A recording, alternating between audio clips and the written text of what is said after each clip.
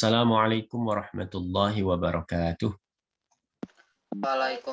Waalaikumsalam warahmatullahi wabarakatuh. Bismillahirrahmanirrahim. Alhamdulillahirabbil alamin. Allahumma shalli wa sallim ala sayyidina Muhammadin wa ala alihi wa ashabihi ajma'in. Alhamdulillah, hari ini Allah Subhanahu wa taala memberikan kita kesempatan untuk belajar kembali tentang iman kepada kitab-kitab Allah. Hari ini adalah pertemuan kedua.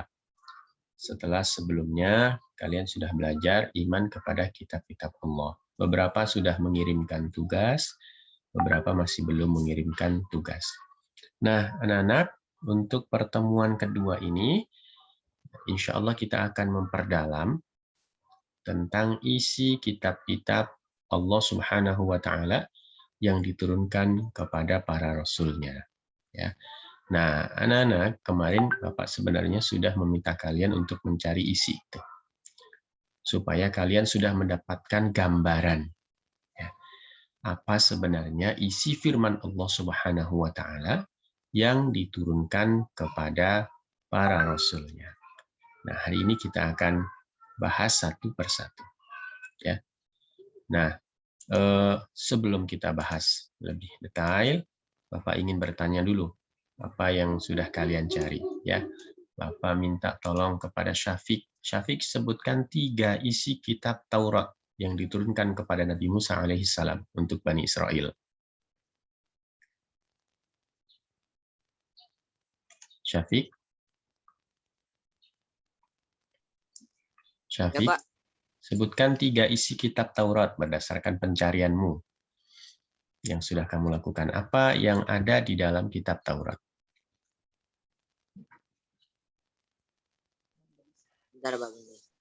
Ya, sok dicari. Hasil pencarianmu bagaimana?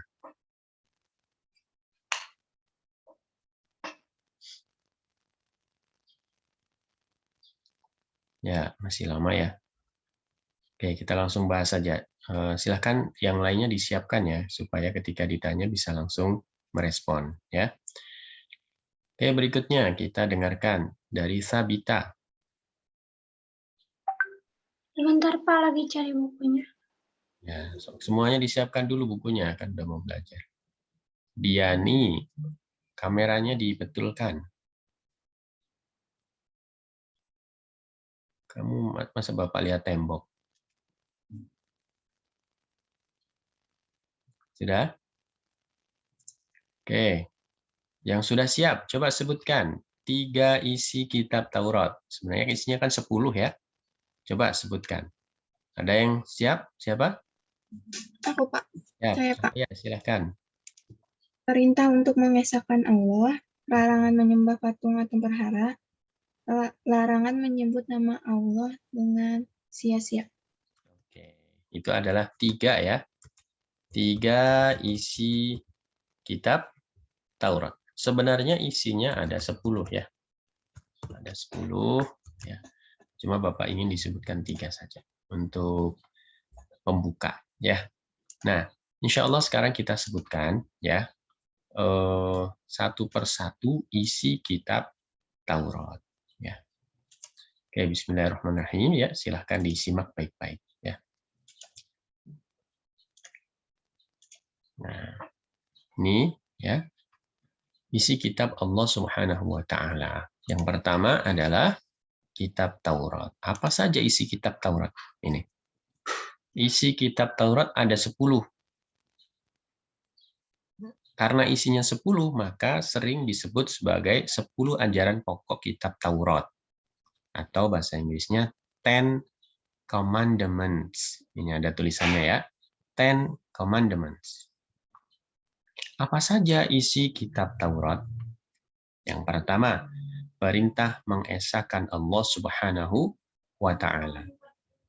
Sebagaimana kita ketahui dan sudah pernah Bapak sampaikan di awal, bahwa semua kitab Allah Subhanahu wa Ta'ala ya, ada satu ajaran pokoknya. Ajaran pokok kitab-kitab Allah itu yang pertama dan utama adalah perintah mengesahkan Allah Subhanahu wa Ta'ala. Apa maksud perintah mengesahkan Allah Subhanahu wa taala? Nah, dengarkan ya. Yang pertama, hanya menyembah Allah Subhanahu wa taala.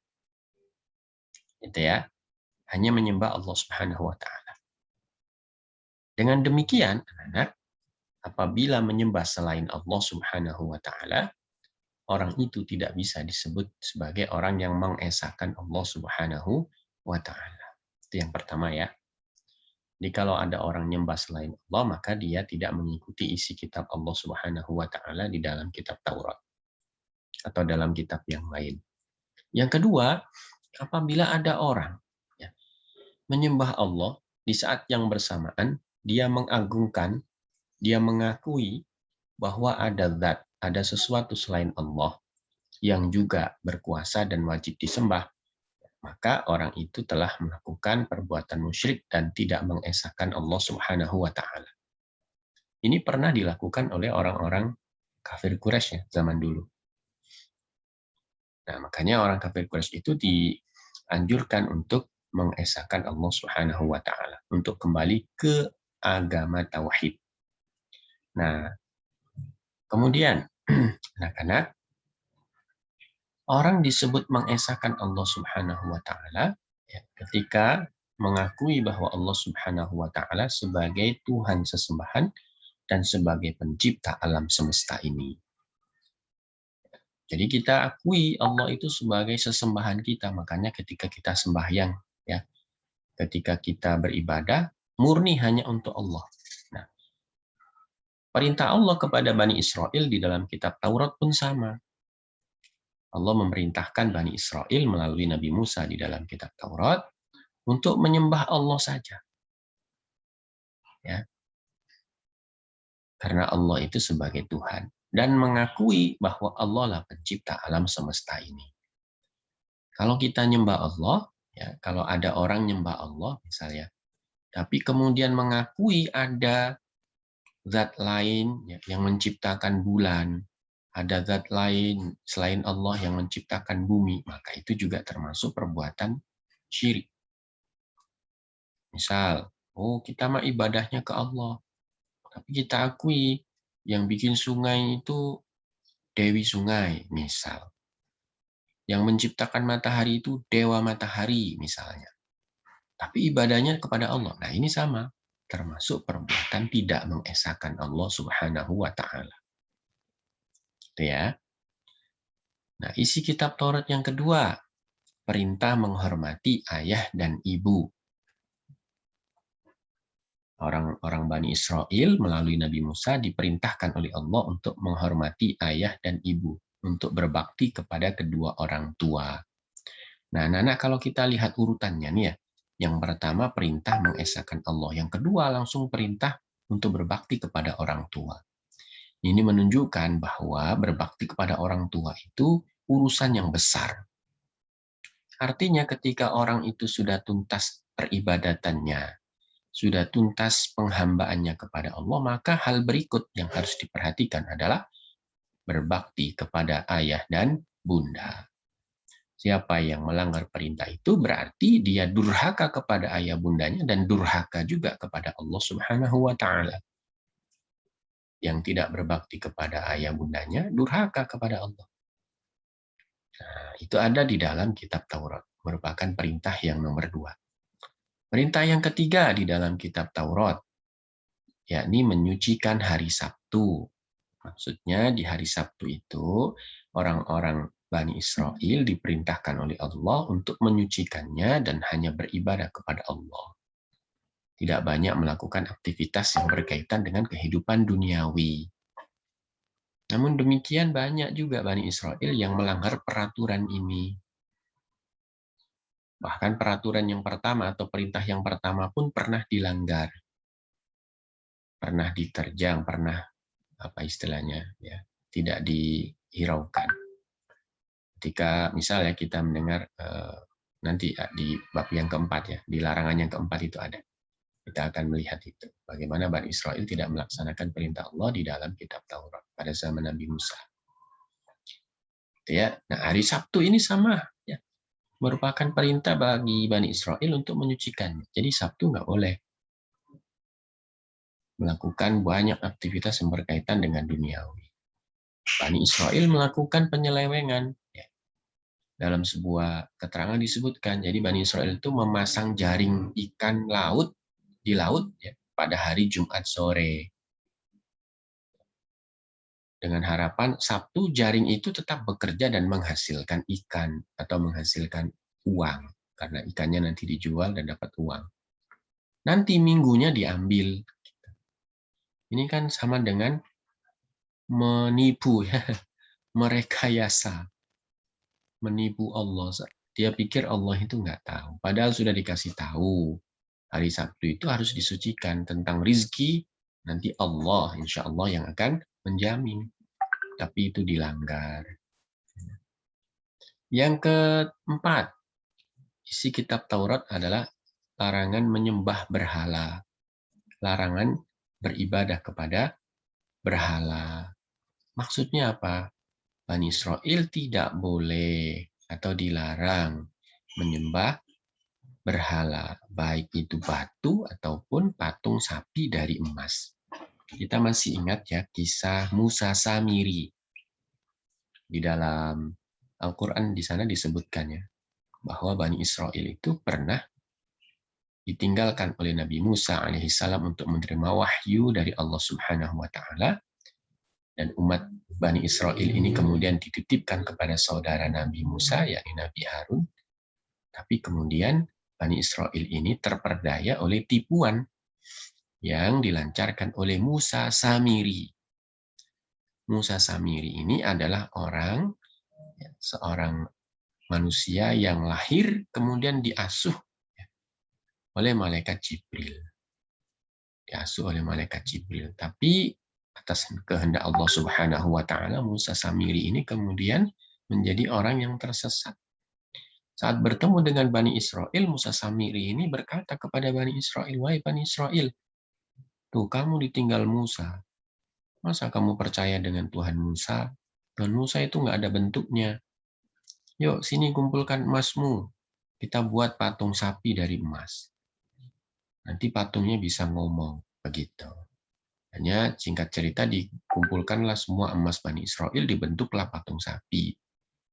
Kemudian patung sapi itu dikasih rumput bekas injakannya utusan yang agung, yakni rumput yang pernah diinjak ya, oleh utusan Allah ya, mungkin malaikat Jibril gitu ya.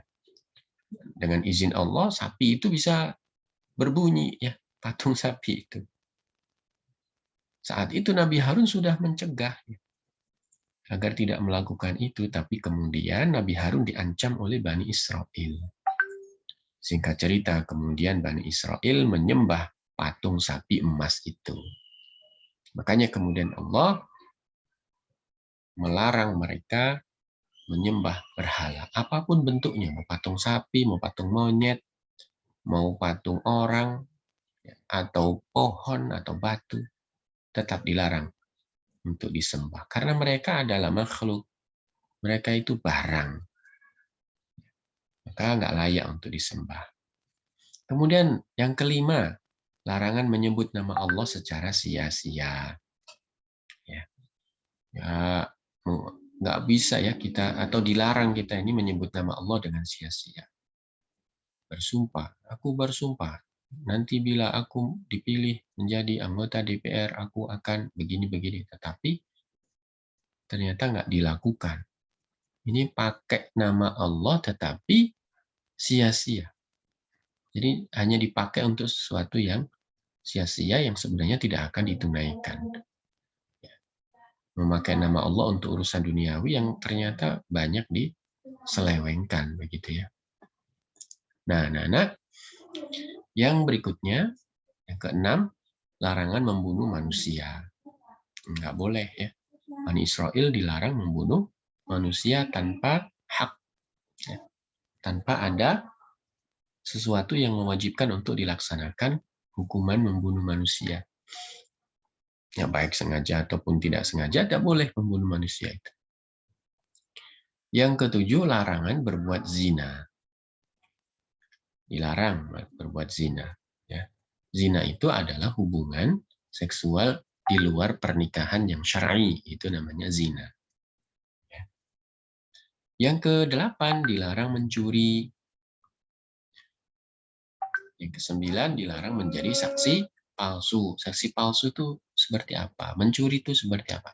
Mencuri itu mengambil sesuatu, mengambil milik orang lain tanpa izin, kemudian digunakan, dihabiskan, ya, dan diaku sebagai miliknya. Nah, itu mencuri. Pak, kalau pakai sandal orang lain tanpa izin disebut apa? Itu disebut ghosab, menggosok. Pakai sesuatu nggak izin. Gosok namanya. Kalau mencuri itu ngambil milik orang lain, bawa pergi, terus diaku sebagai miliknya. Ya, dijual, habis terus barangnya. Mencuri. Ya, yang ke-9 dilarang menjadi saksi palsu. Maksudnya saksi palsu itu bagaimana? Misal, di pengadilan, ya, ada kasus tertentu. Kalau di pengadilan itu kan ada hakim, ya kalau pengadilan sekarang ya, ada hakim, ada jaksa, ada pengacara, ada terdakwa, ada saksi. Misalnya kasusnya tentang pencurian ayam. Jaksa menuntut orang ini dituntut 2 tahun penjara karena mencuri ayam. Pengacaranya bilang, oh tuntutannya nggak betul. Begitu. Kata jaksa, apa buktinya? Ini saya hadirkan saksi. Misal ya, didatanglah saksi. Nah, saksi ini sebenarnya melihat bahwa terdakwa mencuri ayam. Tapi ya saat dihadirkan di pengadilan bilang, enggak, saya nggak melihat dia mencuri ayam. Nah, itu namanya saksi palsu. Jadi kesaksiannya palsu, memberikan keterangan palsu di dalam pengadilan. Itu dilarang. Yang ke-10, larangan mengambil hak orang lain. Mengambil hak orang lain itu macam-macam ya. Misal, mengurangi hak orang lain. Ya, beras itu harusnya diberikan 1 kilo, ternyata cuma diberikan misalnya dipotong 10%. Nah, itu mengurangi hak orang lain. Atau misalnya ya, di kehidupan sehari-hari, harusnya kita bikin pagar itu lurus ya, dengan tanah kita. Tapi pagarnya terlalu maju ke jalan umum. Nah, itu mengambil hak orang lain. Atau ya, punya mobil. Sudah tahu punya mobil, nggak bikin parkir. Tapi parkirnya di tengah jalan. Tiap hari. Sehingga orang tuh nggak bisa lewat leluasa. Ini termasuk perbuatan mengambil hak orang lain. Kalau zaman sekarang ya. Kalau zaman Bani Israel, itu sama juga dilarang. Zaman Bani Israel pada masa Nabi Musa itu juga dilarang. Mengambil hak orang lain. Ambil hak orang lain itu maksudnya mengambil sesuatu yang bukan miliknya, bukan haknya. Itu dilarang. Nah, itu adalah 10 isi kitab Taurat. Oke, sampai di sini ada yang mau ditanyakan? Silahkan. Ada? Oke, tidak ada.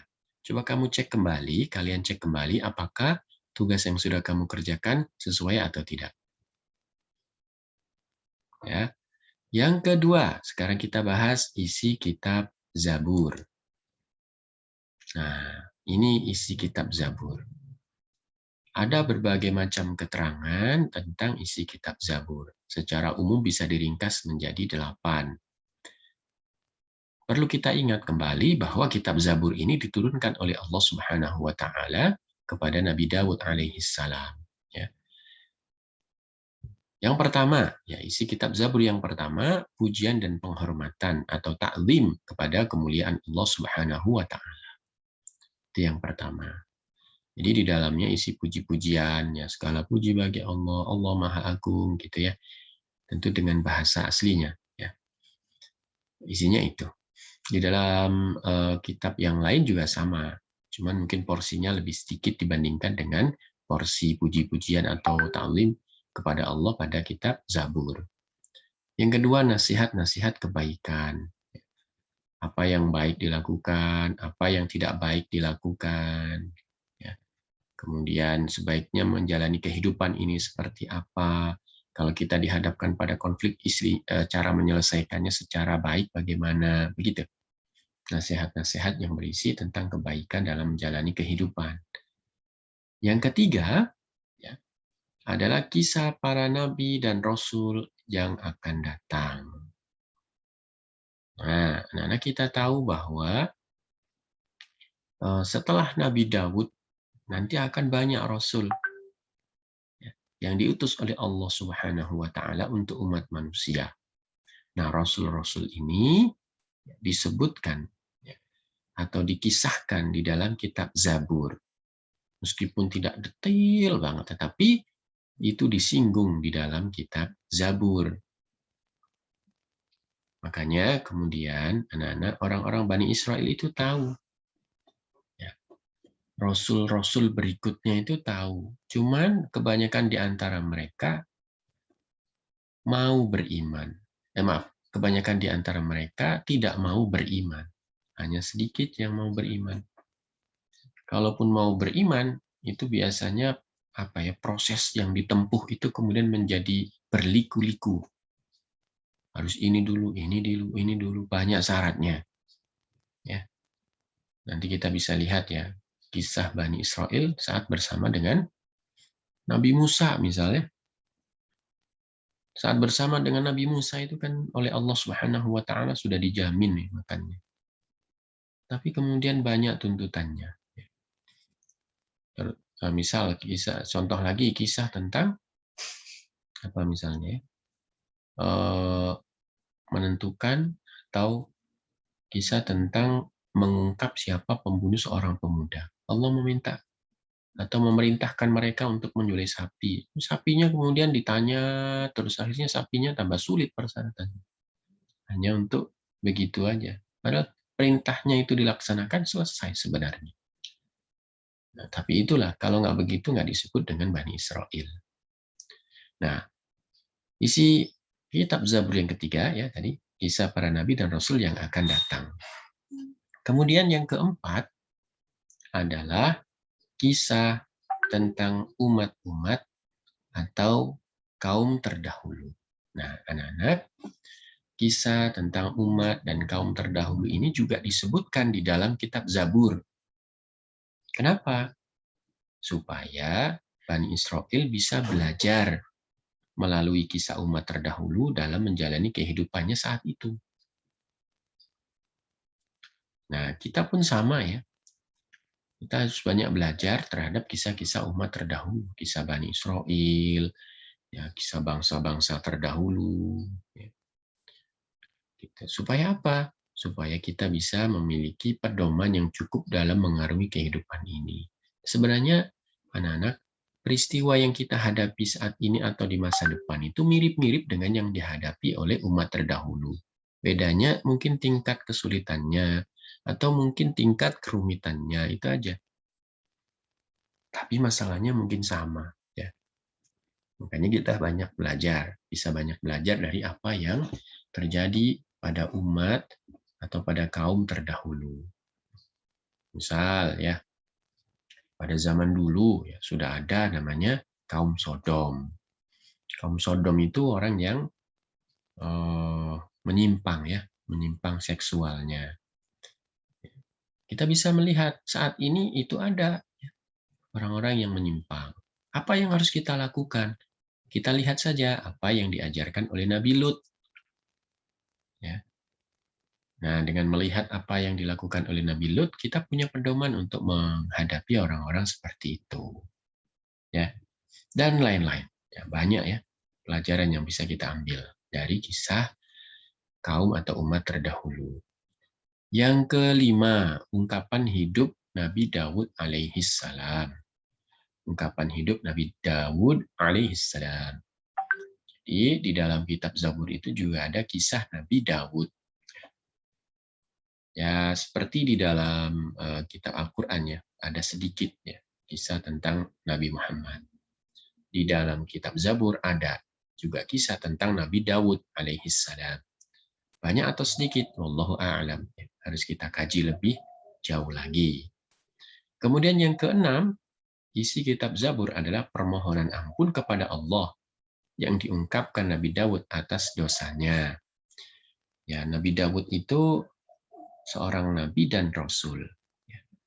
Ya namanya nabi dan rasul tetap dia seorang manusia. Ya, ada pernah melakukan kesalahan. Tapi Nabi Daud seperti halnya para rasul yang lainnya dijaga oleh Allah dari kesalahan itu. Maksum istilahnya. Maksudnya gimana Pak? Katanya maksum, kok melakukan dosa? Maksudnya Nabi dan Rasul itu kalau melakukan kekeliruan atau misal dikategorikan sebagai dosa misalnya ya. Kalau Bapak cenderung kekeliruan ya. Nah, oleh Allah Subhanahu wa taala biasanya akan langsung ditunjukkan, wahai Nabi, wahai Rasul siapa misalnya ya, kamu melakukan kesalahan di sini, di sini, di sini.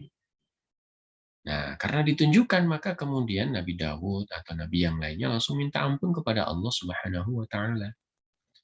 Beda dengan kita manusia biasa.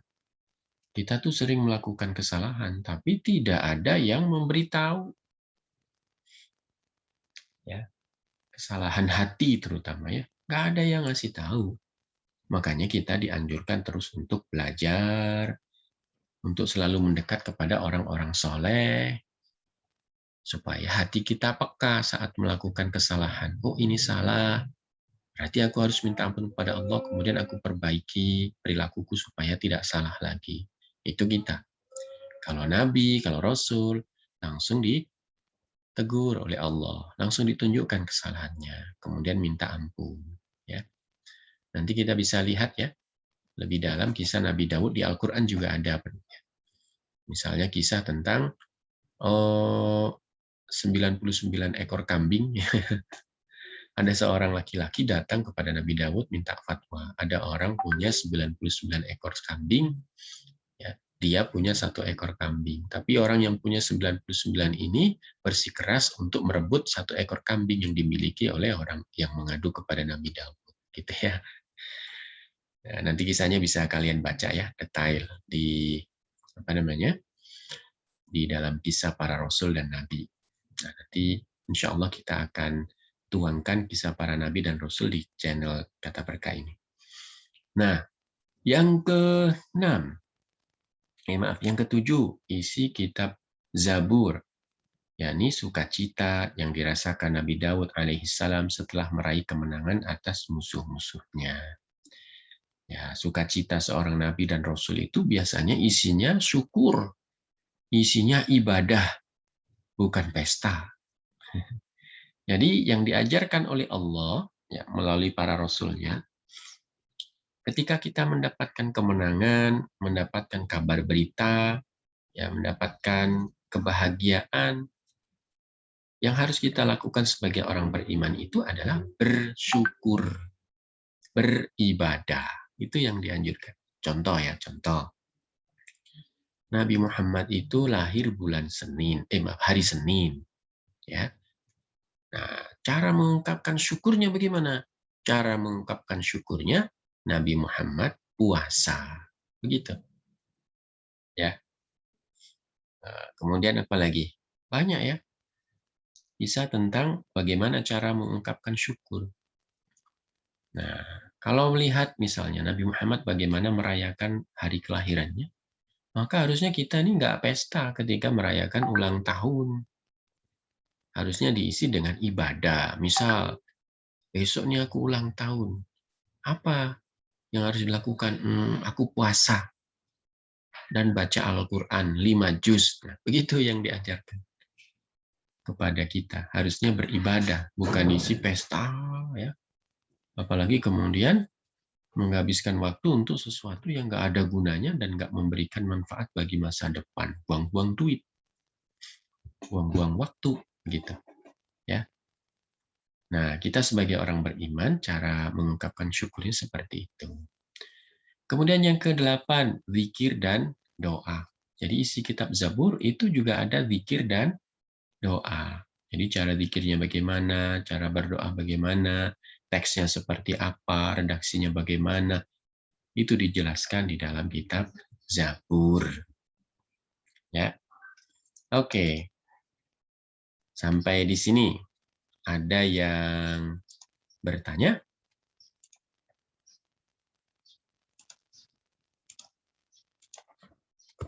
Ya. Ayo.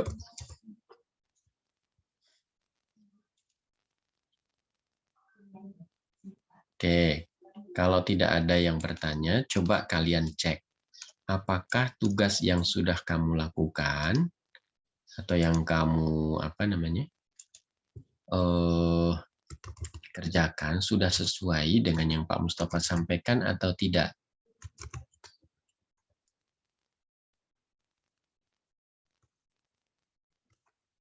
Ya, cek lagi.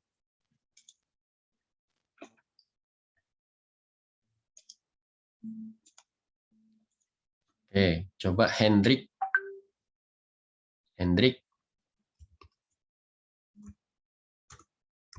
Coba sebutkan isi kitab Zabur berdasarkan yang kamu tulis.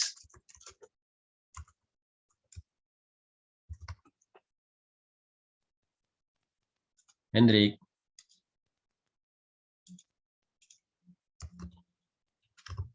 Hendrik ada? Hendrik.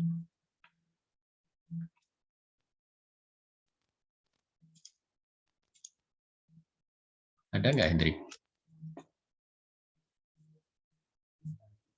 Hendrik? Oke. Darfa, coba Darfa. Hendrik mah bukan di sini ya. Nggak ada yang namanya Hendrik, maaf salah. Darfa. Coba sebutkan isi kitab Zabur berdasarkan yang kamu cari. Nanti kita cek ya.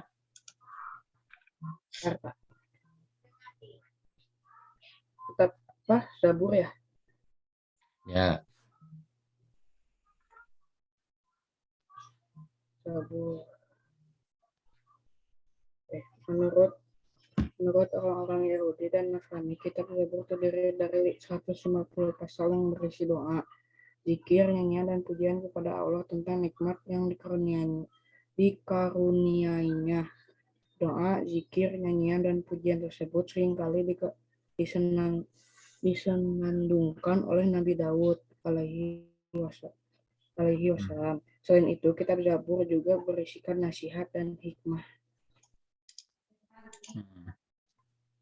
Udah, Pak. Kalau rangkumannya apa? Cara berimannya. Rangkuman. Maksudnya supaya mudah dipahami. Itu apa saja yang Meyakini bahwa Zabur adalah kitab yang diturunkan oleh Allah. Isinya yang sama nggak dengan yang Bapak sampaikan tadi? Mirip, lumayan. Ya, cari di Google aku nggak. Ya, oke, coba yang lain. Syafiq coba.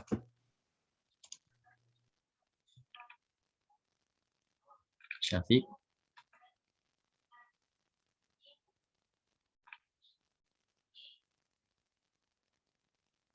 Syafiq ada?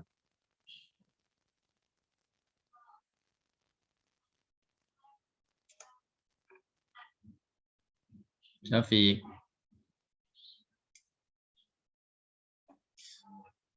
Syafiq ada?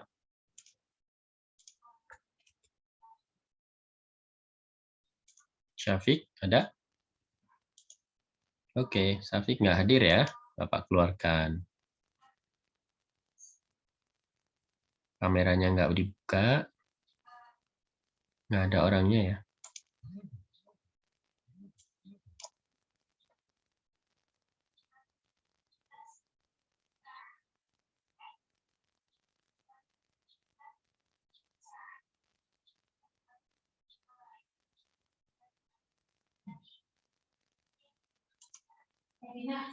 Syafiq. Syafiq ada nggak ya?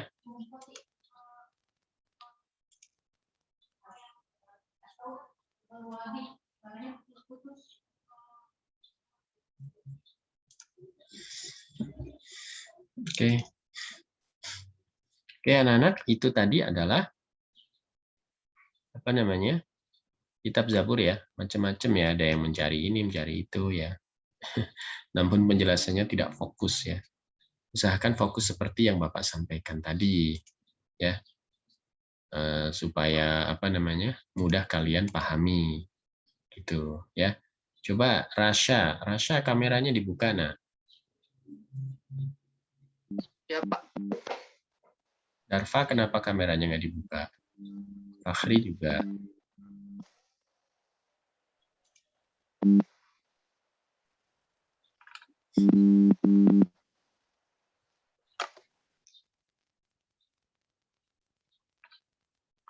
Ya, apa yang kamu tulis tentang isi kitab Zabur? Coba berdasarkan pencarianmu.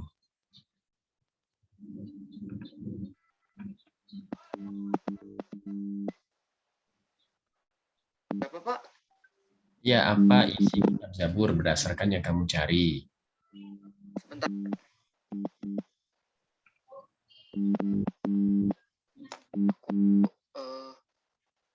Isi kitab Zabur berisi tentang nyanyian yang berkaitan dengan rohani, Pak. Ya, terus?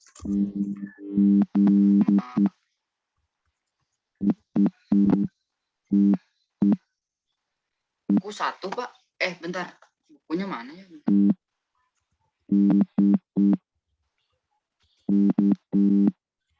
Pak.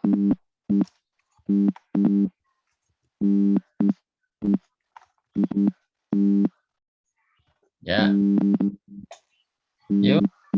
Terdiri dari 150 pasal yang berisi doa, zikir, nyanyian, dan pujian kepada Allah tentang nikmat yang dikaruniai.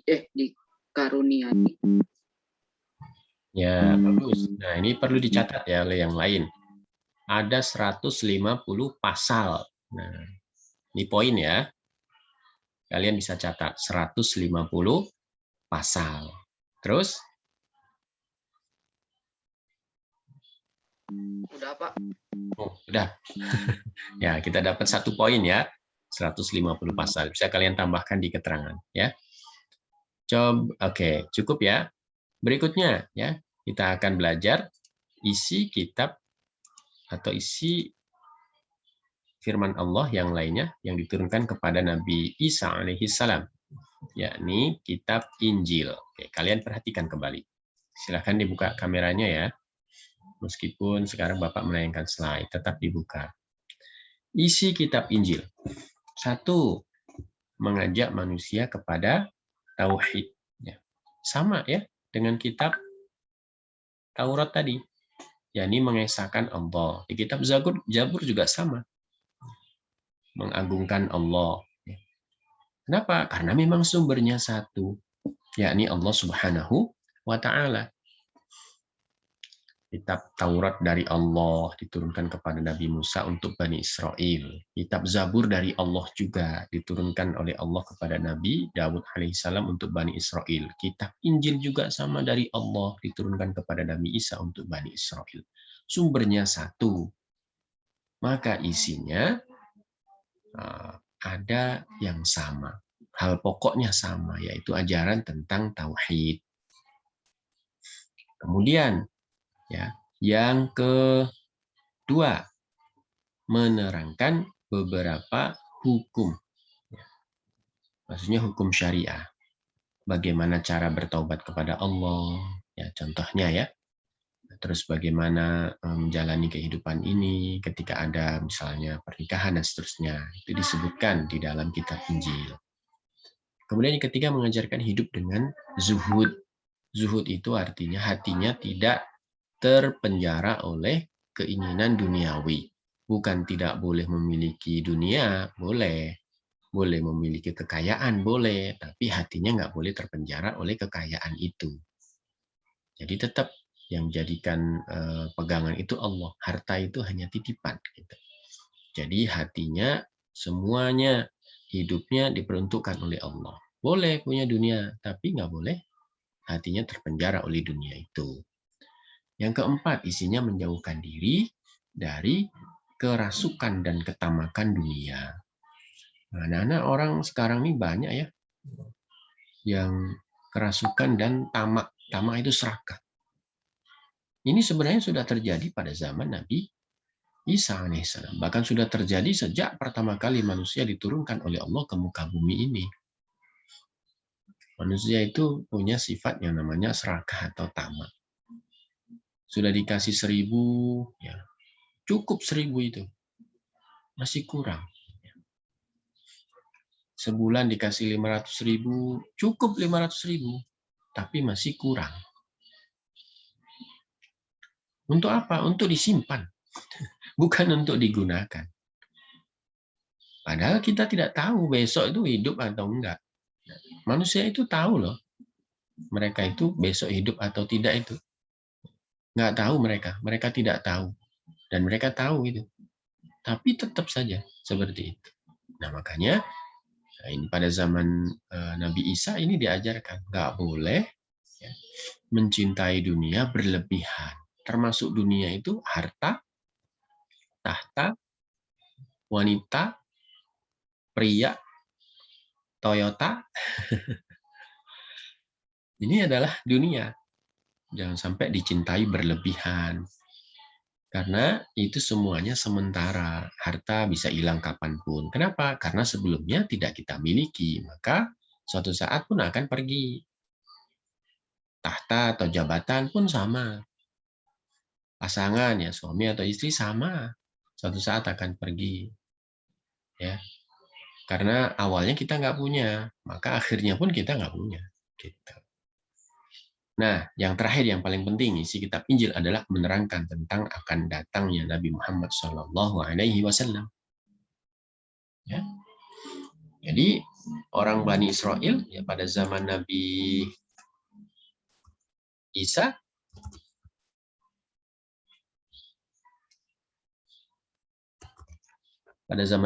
sudah tahu ya bahwa nanti akan ada nabi terakhir yang bernama Nabi Muhammad SAW yang diutus Allah untuk seluruh umat manusia.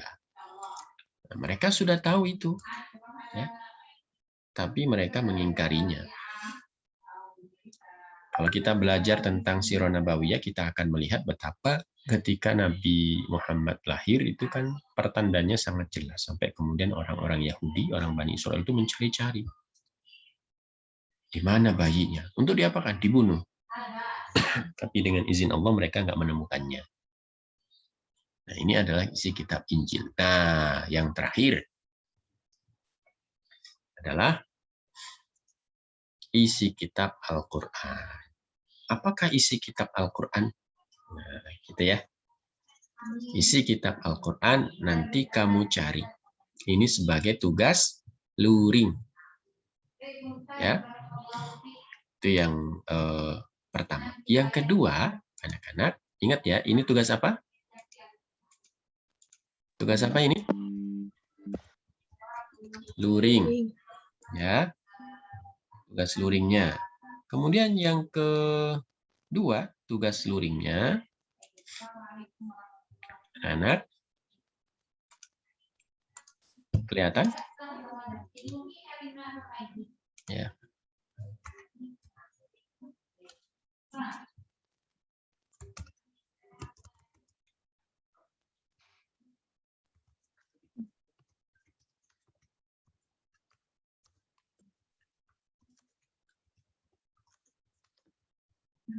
Nah, yang kedua, ya, isi atau tugas luring yang berikutnya adalah membandingkan dan menganalisa ya, isi kitab Taurat, Zabur, dan Injil. Ya, ini tugas luring. Ya. Kebalik ini ya, harusnya ini di bawahnya ya. Maaf salah ya. Harusnya ini di sini.